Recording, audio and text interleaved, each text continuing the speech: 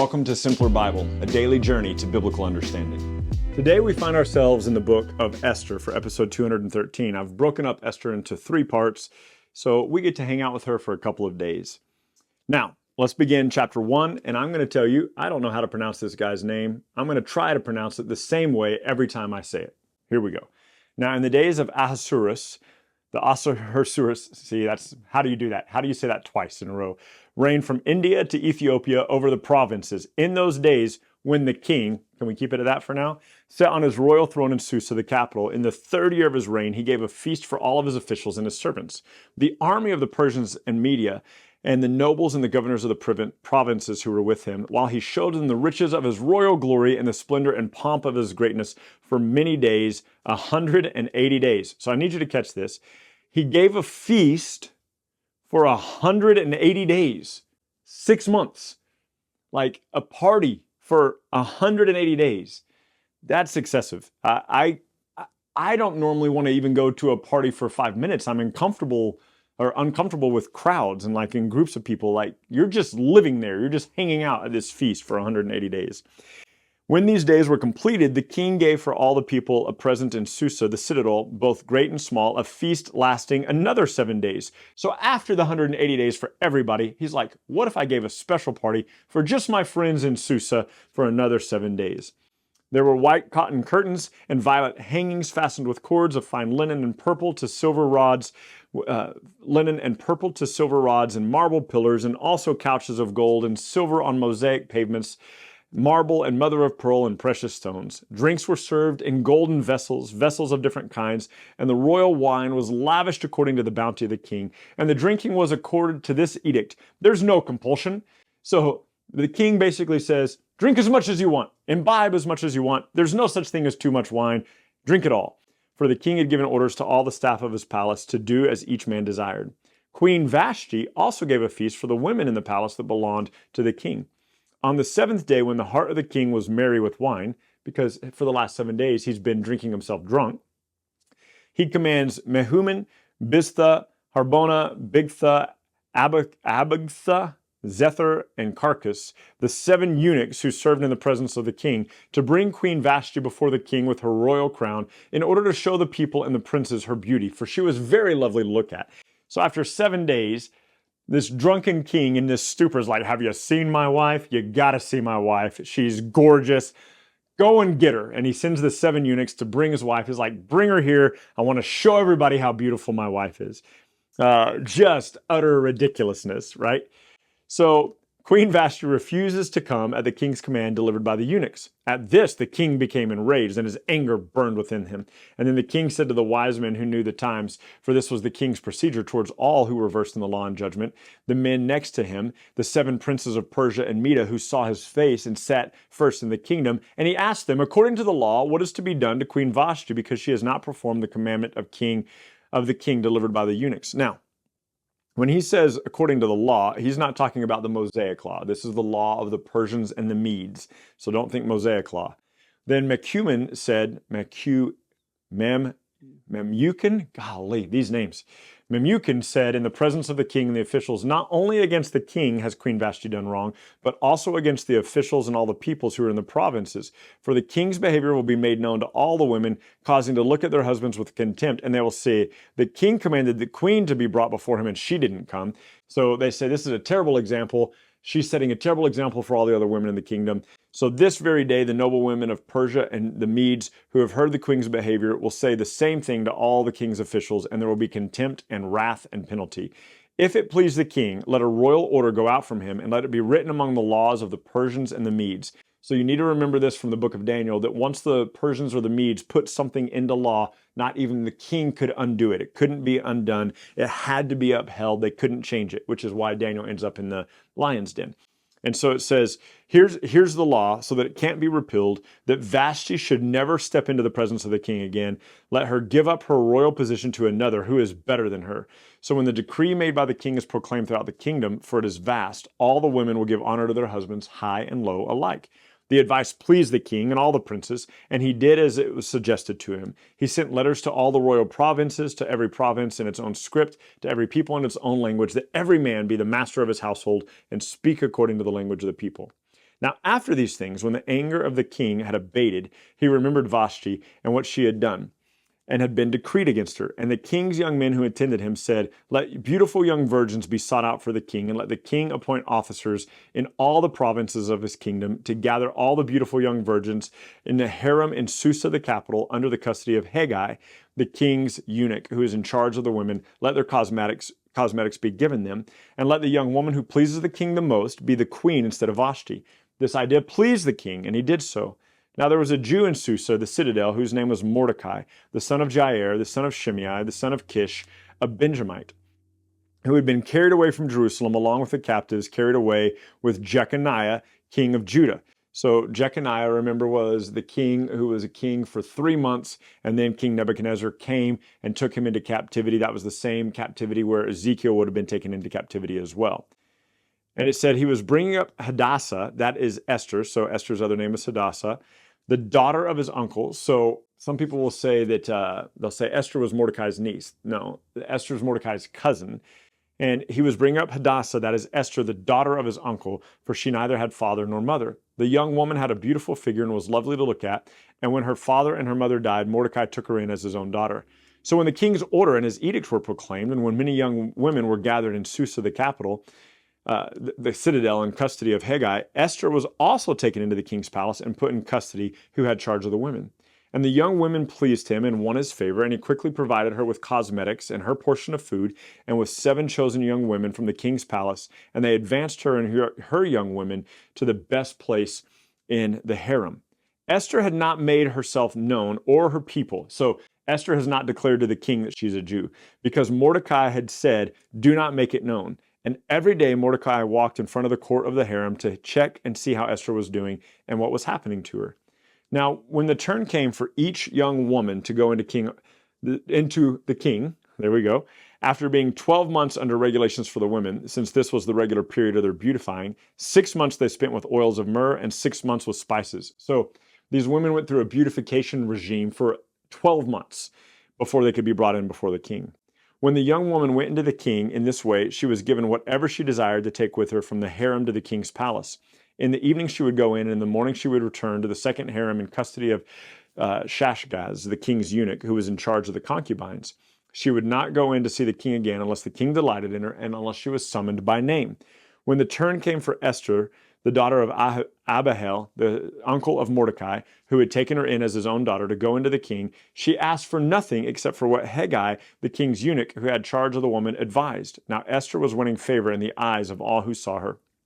And when Esther was taken to the king into his royal palace in the 10th month, which is the month of Tebeth, in the 7th year of his reign, the king loved Esther more than all the other women, and she won grace and favor in his sight, so that the royal crown was set on her head. Okay, I want to show you something here.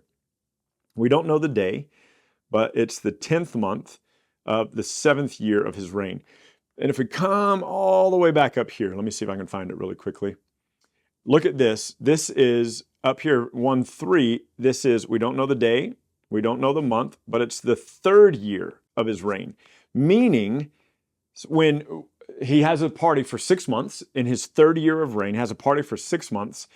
Vashti doesn't come to him when she's supposed to come to him, so he removes her of being king. So we're towards the end of the 3rd year of his reign. It's going to be 4 years later before Esther comes in to be his queen. I think we tend to read this chapter 1 and chapter 2 as though they happened right away. Pay attention to the dates. So the party's happening and happens for 6 months, then another week. Vashti does not come and present herself before the king, so he removes her. And then there's a year of purification when all the women are being gathered. And it takes him 4 years to land on Queen Esther as queen. So put that in your head, kind of hold that in there. Now the king loved Esther more than all the other women, and she won grace and favor in his sight more than all the other virgins. And the king gave a great feast for all of his officials and servants. It was Esther's feast. And he granted remission of taxes to the provinces, and he gave gifts with royal generosity. Now, when the virgins were gathered together the second time, Mordecai was sitting at the king's gate. Esther had not made known her kindred, had not mentioned that she was a Jew, or her people, as Mordecai had commanded her, for Esther obeyed Mordecai just as when she had been brought up by him. In those days, as Mordecai was sitting by the king's gate, Bigthan and Teresh, 2 of the king's eunuchs who guarded the threshold, became angry and sought to kill the king. And this became known to Mordecai. He told it to Queen Esther, and Esther told it to the king in the name of Mordecai. When the affair was investigated, it was found to be so, and both men were hanged on the gallows, and it was recorded in the book of the Chronicles. Now, bear with me here. Here's Vashti, removed as queen. 4 years later, Esther is instilled as queen. In that time, however, the year that she's being pampered to become the queen, Mordecai is constantly outside the palace. He's outside the court, checking on her, making sure that she's doing okay. And so after this, he kind of hangs out in the courtyard, comes by and checks on Esther. She's not revealing that she's a Jew, but he comes by, checks on her. How you doing? What's going on? How is everything? He's not talking to her directly because she's the queen. So he's talking to the eunuchs or the go-betweens, her maids. And then at this point, while he's hanging out in the court, he overhears two guys plotting to kill the king. So in his kind of daily checking on his cousin, he sends a report to her, hey, these two guys are going to try to kill your husband. She then tells it to her husband, who finds out that the case is true, and he has both the men executed, and it's recorded in the book of the Chronicles of the king. Now that's important. We'll get to that in just a moment. After all these things, the king promoted Haman the Agagite, the son of Hammedatha, and advanced him and set his throne above all the other officials. So this guy gets a promotion. He's like the second most powerful person in the land. All the king's servants who were at the king's gate would bow down and pay honor to Haman, for the king had commanded that that be the case concerning him. But Mordecai would not bow down to him and would not give honor. Then the king's servants who were at the king's gate said to Mordecai, why do you disobey the king's command? And when they spoke to him day after day and he would not listen to them, they went and told Haman to see what Mordecai's words, whether they would stand or not, for he had told them he was a Jew. So he's like, I'm not bowing down to him. I'm a Jew. I'm not going to bow down to Haman. So the servants of Haman go to Haman and say, hey, this guy's not going to bow down to you. And he says he's a Jew. Takes Haman off. When Haman saw that Mordecai did not bow down to him or pay him honor, Haman was filled with fury. But he disdained to lay hands on Mordecai alone. So as they had made known to him the people of Mordecai, Haman sought to destroy all the Jews, not just Mordecai, throughout the whole kingdom of the king. So when Mordecai hears that, when Haman hears that Mordecai is a Jew and won't bow down to him, he goes, I'm not going to just kill Mordecai. I'm going to kill every Jew that exists in the kingdom of my king. In the first month, we don't know the day, in the first month of the 12th year of the king, this happens. And they cast lots day after day, and they cast it month after month until the 12th month, which is the month of Adar. And so here's what he says. So this is the first month of the 12th year. And Haman goes, I'm going to kill all these people. And he casts the lot, and he decides, I'm going to kill all these people on the 12th month of this year. Now, we've jumped forward. So we've jumped forward at this point 4 years and 2 months from the last time, from when the queen was made queen.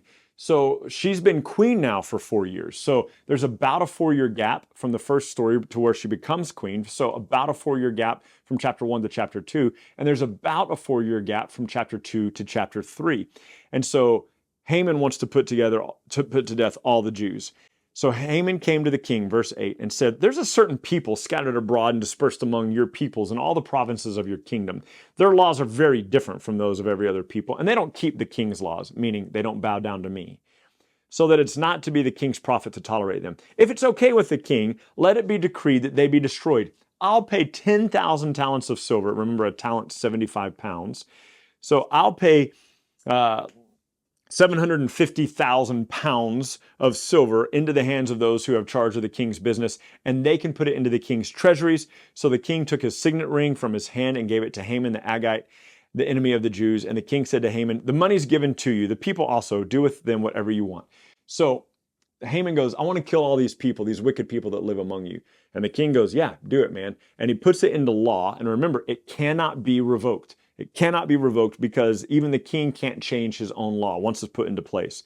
So the king's scribes were summoned on the 13th day of the first month, and an edict according to all that Haman commanded was written to the king's satraps and the governors of all the provinces, to every province in their own script, in their own language, and it was written in the name of the king and sealed with the king's ring. Letters were sent by couriers to all the king's provinces with instructions to destroy, to kill, and to annihilate the Jews, young and old, women and children, in one day, on the 13th day of the 12th month, which is the month Adar, and to plunder their goods. So 11 months from today, kill all the Jews in the land. A copy of the document was to be issued as a decree in every province by proclamation to all the peoples. The couriers went out hurriedly by order of the king, and the decree was issued in Susa, the citadel, and the king and Haman sat down to drink. But the city of Susa was thrown into confusion. So 8 years have passed so far in our story here of Esther, and it's important to kind of look at those dates. We will pick up with the story of Esther tomorrow. We'll read the next 3 chapters. Join us then to see what happens. Thank you so much for journeying with us today at Simpler Bible through another section of Scripture where we come to know and understand God a little bit better. Look, if you're brand new to Simpler Bible, we have all sorts of resources available for you. Go to our website, simplerbible.com, and there you can find these videos, you can find our podcast, you can find links to our social media, and you can even find a blog post with additional scriptures if you want to go into a little bit more study than we had time to cover in this podcast and video today. We hope that this tool will be exactly that for you, a tool. Not something that replaces your daily walk with God, but something that enhances your daily walk with God and helps you to know and enjoy Him more. Thank you so much for being part of this, and we'll see you again tomorrow.